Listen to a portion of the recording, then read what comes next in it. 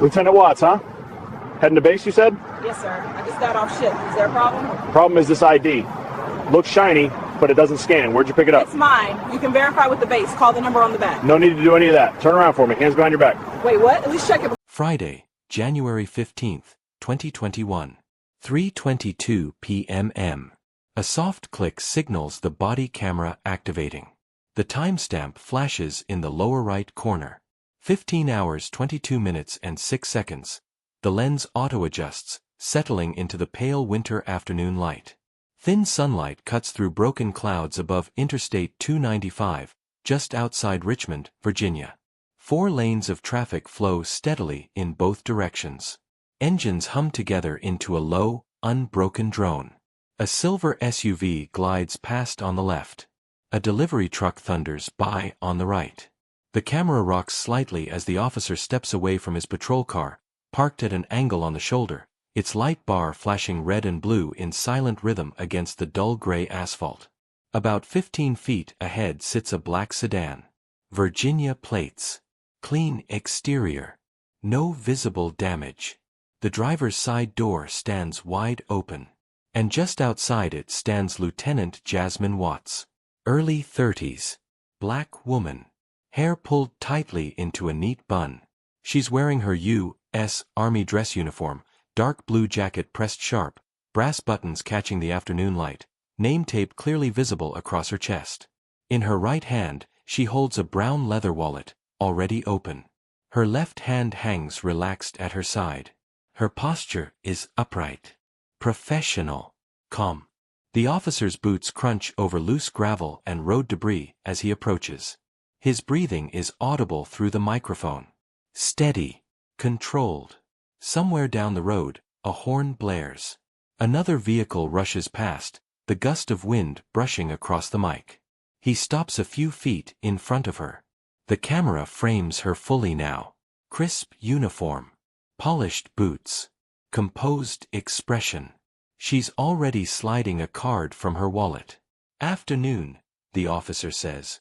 His voice flat. Neutral. Good afternoon, officer, she replies. Clear. Professional. Measured. She extends her hand, offering the military ID along with her vehicle registration. Here's my ID and registration. The officer takes them without a word. The camera dips as he looks down at the documents in his hand. A pause. 3 seconds. 4. Traffic continues to race past. A sedan. A pickup. A minivan with a child's face pressed against the back window. Lieutenant Watts doesn't move. Wallet still open. Waiting. No fidgeting. No shifting. Just stillness. What's your name? The officer asks, eyes still on the card. Lieutenant Jasmine Watts, sir. U.S. Army. Another pause. Longer this time. The officer taps the edge of the ID with his thumb, flips it over, then lifts it slightly, angling it toward the sunlight. This looks fake. Her head tilts just a little. Not defensive. Curious. I'm sorry. This ID. It's fake. Too shiny. Laminations off. The camera catches her expression. Eyebrows rise just a fraction. Confusion. Not anger. Officer, that's a standard issue Department of Defense ID card. It's real. You can verify it. Aha. His tone changes. Skeptical. Dismissive. Where'd you get this? She adjusts her grip on the wallet, thumb rubbing along the worn leather edge. A small, unconscious movement. I was issued it through my military command, sir. It's a common access card. There's a verification number on the back. You can call it in to confirm. The officer scoffs. Short. Audible. I know a fake when I see one. The camera stays locked on her. Her posture hasn't shifted.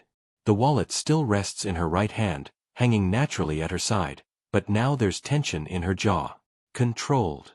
Professional. Tight. Sir, I respectfully ask that you verify the ID before proceeding. There's a hotline. It takes less than 2 minutes. That's not how this works. A truck roars past. The wind wake rattles the body cam slightly.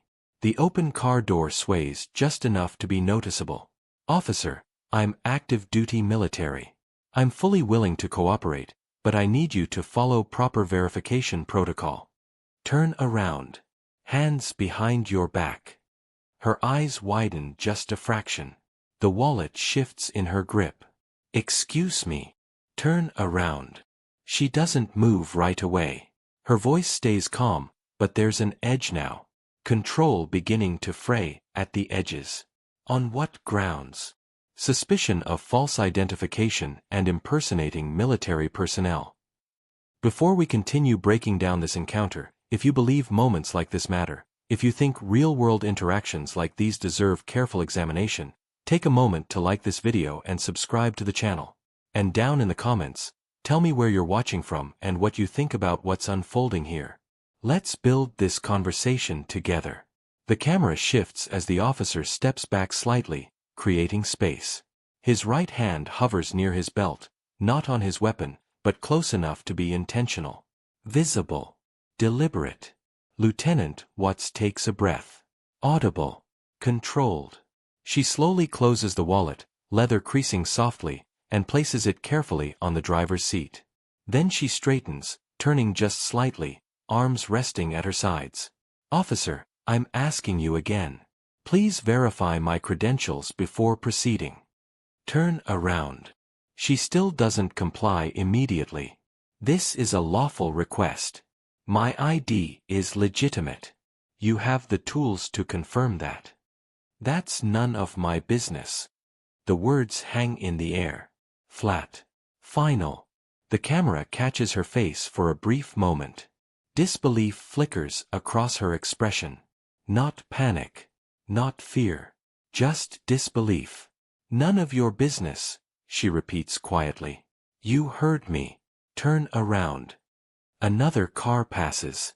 Then, another. A silver Honda slows, the driver glancing over, curious, concerned. The vehicle lingers for a beat, then pulls away. Sir, I am an officer in the United States Army. I am not impersonating anyone. I am asking you, as a fellow public servant, to follow procedure. Last time. Turn around. She closes her eyes briefly. Exhales. Then, slowly she turns. Her hands move behind her back. The car door remains open behind her, the brown wallet still resting on the driver's seat. The camera tightens slightly. Her wrists cross. The officer pulls the cuffs from his belt. Metal clicks once. Then again. You're under arrest for impersonating military personnel and possession of fraudulent identification. Her voice tightens now. Strained but still controlled. This is a mistake. We'll sort it out at the station. Let's pause here. What you're watching isn't an anomaly. It's a pattern. And that pattern reveals itself in the details. Notice the refusal to verify. Lieutenant Watts did not resist. She didn't argue aggressively. She was already prepared, standing outside her vehicle with her ID ready, wallet in hand. She presented her credentials without being asked. She explained the verification process clearly. She offered a solution that would have taken less than 2 minutes. And the officer responded with, "That's none of my business." That phrase matters. It's not casual.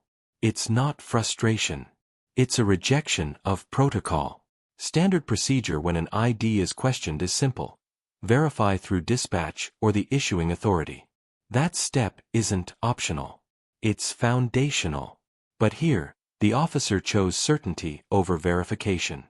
He decided it was fake without checking. Why?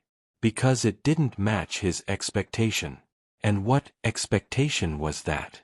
Go back to the body cam. Rewind it. Watch her standing there, already compliant, already prepared. Watch the way he studies her. Watch the moment his decision is made. This isn't about the ID being shiny. It's about who is holding it. The officer guides her toward the patrol car. The camera catches the open door of her sedan swinging slightly in the wind from passing traffic. The brown wallet rests on the driver's seat, clearly visible, a small, ordinary detail that somehow makes the scene feel even more absurd. 3 vehicles now slow as they pass. One driver, a white woman in a gray Honda, raises her phone, filming through the windshield. She doesn't stop. That footage will later surface online, matching the Bodycam timeline frame by frame. Lieutenant Watts walks steadily, hands cuffed behind her back. Her uniform is fully visible now. Ribbons on her chest. Rank insignia on her shoulders. Everything regulation. Everything authentic. Officer, you need to understand, you're making a serious error. Save it for the station. I'm entitled to a phone call. I'm entitled to legal representation. And I'm entitled to have my ID verified. You'll get all that later. That word, later, does a lot of work. It delays accountability. It postpones verification. It stretches out the humiliation. She's placed in the back of the patrol car. The camera captures her through the rear window, seated, hands cuffed behind her, staring straight ahead. No expression. The officer returns to his vehicle, sits down, and picks up the radio. Dispatch, this is Unit 47. I've got a 10 to 15 female, black, late 20s to late 30s, fraudulent military ID. Bringing her in for processing. Static. Then a voice. Copy that. 47. What's the name on the ID? Says Jasmine Watts. Lieutenant. Army. But the ID is fake. A pause. Longer than usual. 47. Repeat that. You said Lieutenant? Yeah. Fake though. Laminations off. Another pause. 47. Did you run verification? The officer hesitates. Just a beat. Visual inspection confirmed it was fraudulent. 47. I need you to read me the DOD number on the back of the card. Silence. The camera stays fixed on the dashboard. Engine idling. Traffic moving in the distance through the windshield. Lieutenant Watts's black sedan remains visible. Driver's door still open. 47. Stand by. He picks up the ID again, flips it over, reads the number aloud. 10 seconds pass. 15. Then. 47. That ID is legitimate. Active. Issued October 2019. Cardholder is Lieutenant Jasmine Renee Watts, United States Army. Currently stationed at Fort Lee. The officer's hand tightens around the radio. Copy. He sets the radio down. Stares at the ID. Doesn't move. Behind him, in the rearview mirror, Lieutenant Watts sits completely still. And this is where the story changes. Because this is no longer about a mistake. It's about what happens after the mistake is exposed. He could have opened the door immediately. Removed the cuffs. Apologized. Acknowledged the error. Ended it. He doesn't. He sits there, for 43 seconds. And the body camera records every one of them. Silence. The engine idles. Traffic hums in the distance. Finally, he steps out, walks to the rear door, and opens it. You're free to go. No apology. No explanation. No acknowledgement of what just happened. Lieutenant Watts looks up at him. That's it. You're free to go. You're not going to apologize. You're free to go, ma'am. She steps out. He removes the cuffs and hands back her ID and registration without a word. She takes them and looks at him, holding his gaze. This was wrong. He says nothing. She turns and walks back toward her car. The driver's door is still open, gently swaying in the breeze from passing vehicles. She reaches inside, retrieves her brown wallet from the seat, slides the ID back into place, sits down, closes the door, starts the engine, and merges back onto the highway. The body camera keeps rolling for another 90 seconds. The officer returns to his patrol vehicle and logs the stop as resolved without incident. But it didn't end there. Lieutenant Watts filed a formal complaint that same day. The body camera footage was reviewed. Dispatch recordings were pulled. The timeline was reconstructed in full. Within 72 hours, the department opened an internal investigation. The findings were unmistakable. The officer failed to follow verification protocol. He escalated the encounter without cause. He arrested an active duty service member based on assumption rather than procedure. And that assumption was rooted in bias. A black woman in a military uniform, standing calmly with her ID already in hand, didn't match his internal image of what a lieutenant looked like. So the ID had to be fake.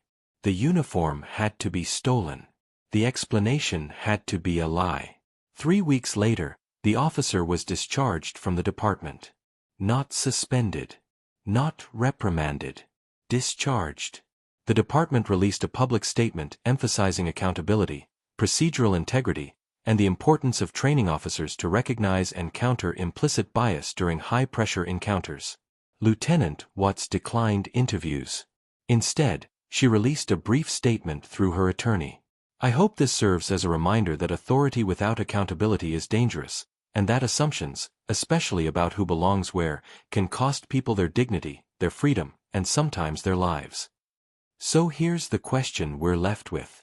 How quickly does authority escalate when verification is ignored? How much harm can be done in the space between assumption and fact? And what happens when the person with the badge decides their perception matters more than the evidence right in front of them? This wasn't a high-speed chase. There was no weapon, no threat, no violence. Just a woman, a uniform, a brown wallet, and an officer who refused to check. That's the story. If this breakdown helped you understand how real-world law enforcement encounters unfold, and why procedure, accountability, and bias matter, make sure to subscribe for more deep dives like this one. Thanks for watching.